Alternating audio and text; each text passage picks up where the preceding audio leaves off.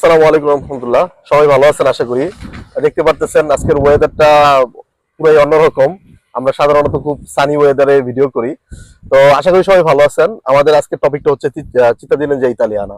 Okay uncle, এটা সম্পর্কে প্রথমে একটু বেসিক ধারণা দেন। চিত্তাদিনেঞ্জা ইতালিয়ানা হলো আপনি এই দেশের নাগরিকত্ব নেবেন।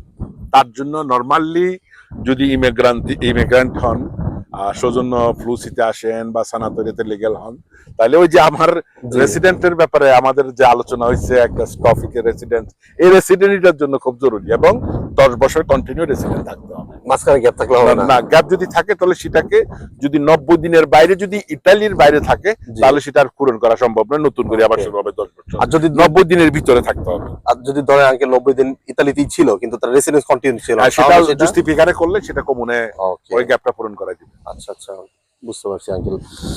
ওকে, ইতালিয়ান পাসপোর্ট পেতে হইলে প্রথমে কি অর্জন করতে হবে, কি কি ডকুমেন্টস লাগবে? লাগবে হলো 3 বছরের মিনিমাম সিঙ্গেল যদি হয় 8265 ইউরো রেডিটি হতে হবে।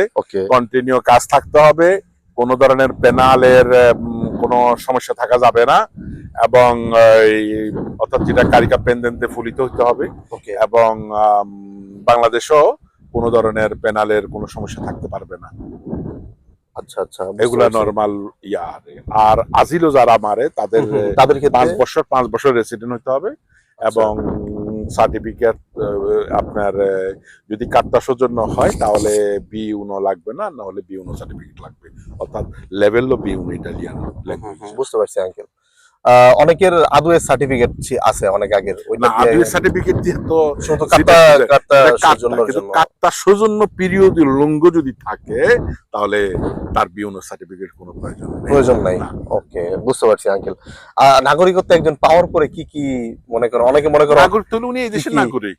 হ্যাঁ, আপনার সবচেয়ে বড় বিষয় হলো যে আপনার যদি ফ্যামিলি প্রিমো গ্রাদো, সেকন্ডো গ্রাদো, তেস্ট্রো গ্রাদো যদি আপনি ইটালিতে আনেন তাহলে এরা মোটিভো ফ্যামিলির পারমিশন পায় এবং আপনি ইটালিয়ান নাগরিক। কিন্তু সামনে কি আইন আনে সেটা তো জানি না। যদি প্যানালের কোনো সমস্যা বা ইয়া থাকে তাহলে হয়তো, যেমন আপনি পাসপোর্ট পেলেন কিন্তু পরবর্তীতে যদি প্যানালে জোরে যান, এখন সেটা ডিপেন্ড করবে। কিন্তু আগে লেজোটা ছিল না যে এরা পাসপোর্ট পেয়ে গেলে আর ক্যান্সেল করার ছিল না, কিন্তু এখন সালভিনি নতুন করে আনে যে বিদ্যার্থীরা যদি পাসপোর্টও পায়, যদি এখনো সেটা আলোচনা চলতেছে, যদি সমস্যা হয় কোনো প্যানেলে হয় তাহলে পাসপোর্ট ক্যান্সেল করে, এবং তবে যে কোনো সময় এরা পাসপোর্ট ক্যান্সেল করার ক্ষমতা রাখে। জি আঙ্কেল, বুঝতে পারছি। আঙ্কেল, আপনার নাগরিকত্ব অ্যাপ্লাইয়ের জন্য কি কাজ থাকা বাধ্যতামূলক? হ্যাঁ, কাজ থাকা বাধ্যতামূলক, অর্থাৎ রেদিতে থাকাটা বাধ্যতামূলক। রেদিতির হিসাব রেদিতি হলো সিঙ্গেল হলো 8265, আর যদি ওয়াইফ থাকে তাহলে 11500 সামথিং, এবং এর পরে যদি সন্তান থাকে আজন্মের হবে 516 ইউরো করে। আচ্ছা আচ্ছা, বুঝতে পারছি। এর মধ্যে আবার যদি যেমন নিজের রেদিতি নেই, জামাই রেদিতি থাকলেও জামাই রেদিতি আজন্মের করা যাবে। ছেলে যদি একসাথে থাকে, ছেলে বা মেয়ে, ভাই ব্রাদার, অথবা বাবা মা ভাই বোনের রেদিতি আজন্মের করা যাবে। ওকে, ইতালির যে ডকুমেন্টস আঙ্কেল, এগুলো তো আমরা বললেন পাইলাম। বাংলাদেশে কি কোনো ডকুমেন্টস লাগবে? বাংলাদেশের ডকুমেন্টস লাগবে পুলিশ ক্লিয়ারেন্স সার্টিফিকেট, অর্থাৎ ইতালির বাইরে লাগবে পুলিশ ক্লিয়ারেন্স সার্টিফিকেট, আর বার্থ সার্টিফিকেট অ্যাপোস্টেল সহ অ্যাপোস্টেল এত করি আনতে হবে, যেহেতু এখন নতুন সিস্টেম। পুলিশ ক্লিয়ারেন্স কি লাগে আঙ্কেল? অবশ্যই অব্লিগেটরি। আর যারা বাচ্চারা 4 বছর, 5 বছর বা 9 বছর, 11 বছরে চলে আসছে, তারা যদি অ্যাপ্লাই করে তাদের জন্য বার্থ সার্টিফিকেট যথেষ্ট। বুঝতে পারছি আঙ্কেল। আচ্ছা আঙ্কেল, যখন এটার জন্য কি কোনো ইন্টারভিউ ফেস করতে হয়?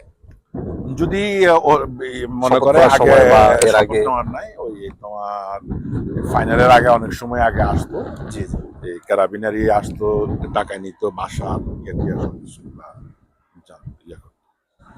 আঙ্কেল অনেকগুলো প্রশ্নের উত্তর দিচ্ছেন, অসংখ্য ধন্যবাদ আপনাকে আঙ্কেল। অসংখ্য ধন্যবাদ। আমাদের যারা চিত্তাদিনেঞ্জা ইতালিয়ারা তাদের জন্য একটু কিছু বার্তা দেন, তারা কিভাবে এই দেশে ঠিকঠাক মতো চলতে পারে। সময় আসলে কম, সবার প্রতি একটা হলো যে আপনারা নিজেরা সেভ হয়ে চলুন, উল্টাপাল্টা ফেসবুকে উল্টাপাল্টা কমেন্ট না করুন। আমাদের সংস্থা নয়, আমরা যে কোনো কারণ এগুলা ফলো করি, এবং আমি বলবো যে সাবধানে সুন্দরভাবে চলাফেরা করুন। সবাইকে ধন্যবাদ। আসসালামু আলাইকুম।